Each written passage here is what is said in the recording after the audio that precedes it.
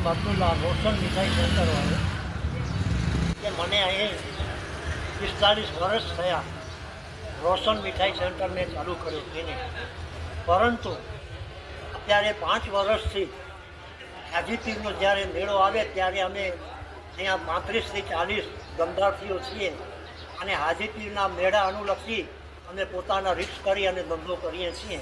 પરંતુ 5 સાલથી આ હાજીપીર રોડ જે દેસલપર ગુંતલીથી હાજીપીર તરફ જતો રોડ છે એ રોડ તમામ તૂટી ગયો છે અને એ રોડની નિશાની પણ રહી નથી.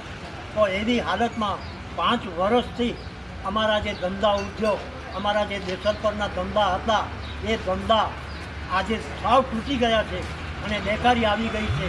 અને હાજીપીરના જે પણ તમામ યાત્રાળુ જાય છે અહીં તમામ જે જવાના હોય અહીંથી નથી જતા અને એ રોડ સાવ સુનો ભયંકર લાગે છે. એવી પરિસ્થિતિ અત્યારે આ દેસલપર ગુંતલીની અંદર થઈ રહી છે અને ધંધાકીય રીતે અમને આર્થિક ઘણી જ બધી જેમને કહેવાય એ નુકસાની અમને ભોગવી રહ્યા છીએ. ખાલી આ રોડના કારણે અહીં જે અમારા આજુબાજુના ગામડાઓ છે એ પણ પહેલાં હાજીપીરની યાત્રાએ જતા હતા, પરંતુ રોડના અભાવે તે પણ હાજીપીર જવાનું બંધ કરી દીધું છે અને તમામ રોડની હાલત એકદમ ખરાબમાં ખરાબ હાલત આજે 5 વર્ષથી થઈ રહી છે.